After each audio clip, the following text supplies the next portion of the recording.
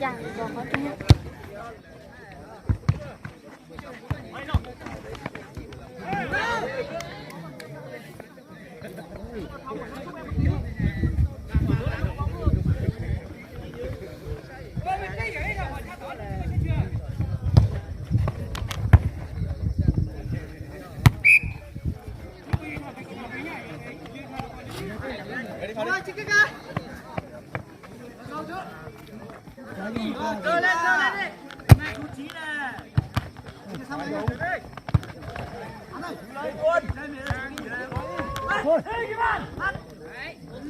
Cái to là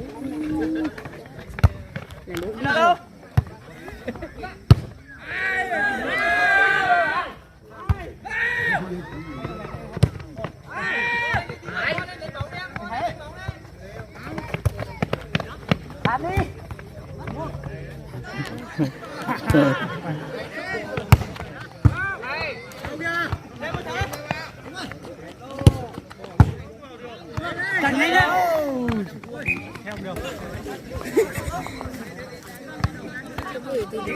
Sắp gửi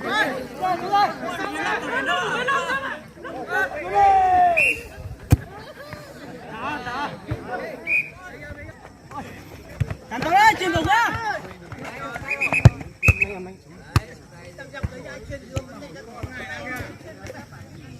Nên họ máy mình được làm rồi.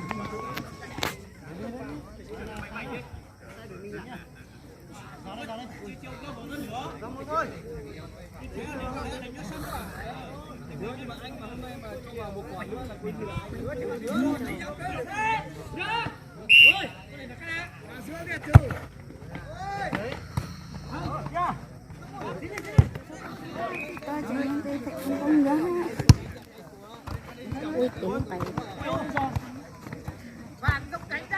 Thời gian bù giờ 11:03.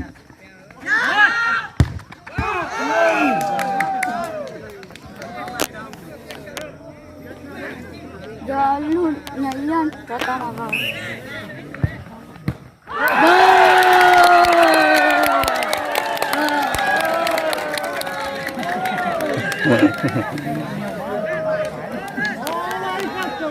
Nhậm Trần vừa mở tỷ số lên 1-0. Có tiền ra bác 1-0. 1-0.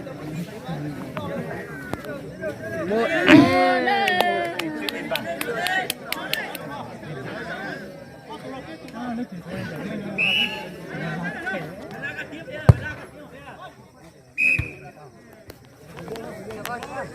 Đấy, nhà tao bóng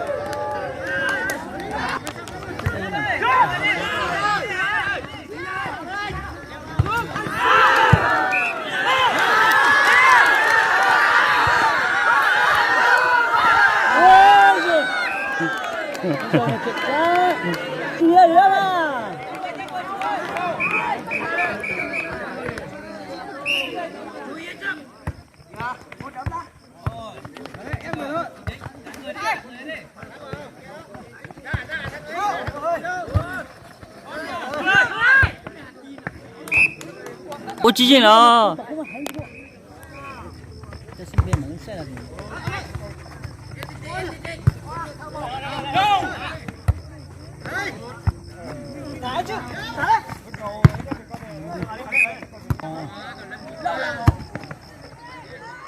ôi rồi chuyện đã tầm này đây.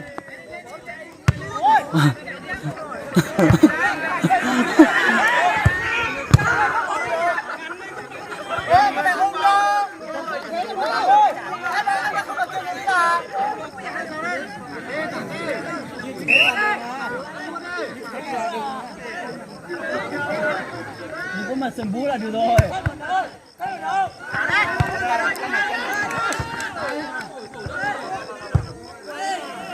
Đừng bỏ chạy ơi.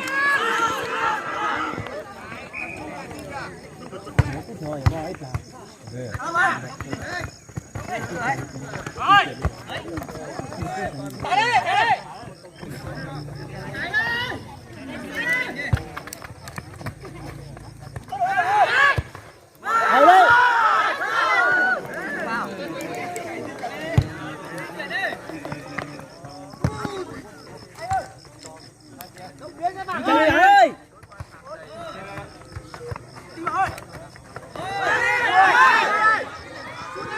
Dừng là thế em ơi!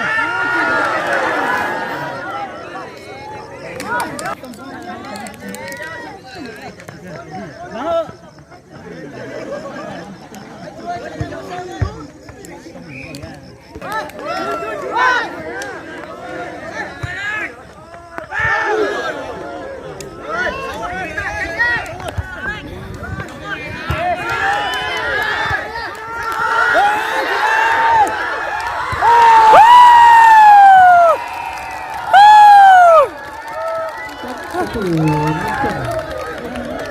Nó mở thêm tỷ số 5 tỷ. Rồi.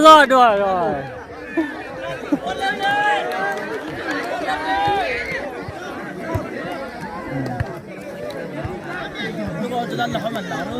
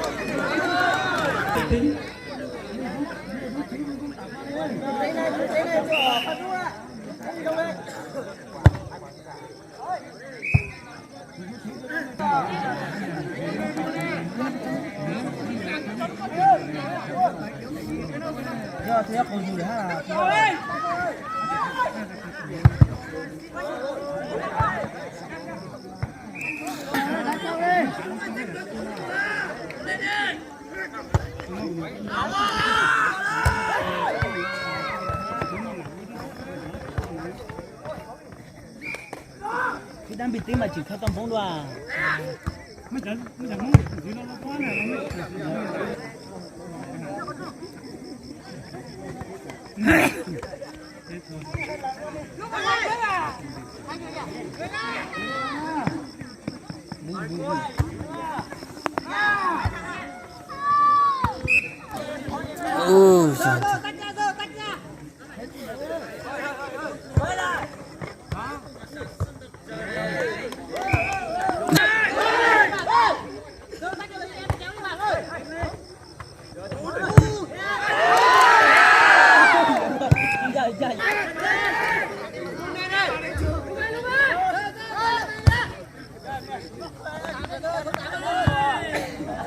Chị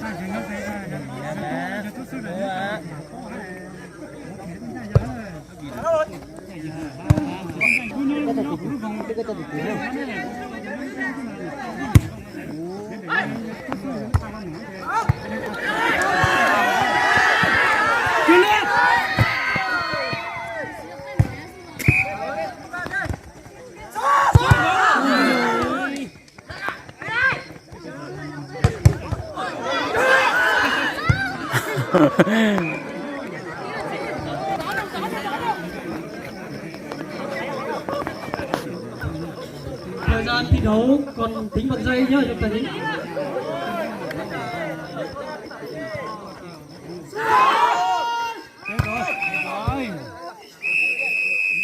Còn dãy tao luôn. Thôi đúng rồi. Trọng tài chính người thủ cờ kết thúc trận đấu giữa trường tiểu học gặp bản Ngọc Trần. Kết quả chung cuộc 3-1 nghiêng về đội Ngọc Trần.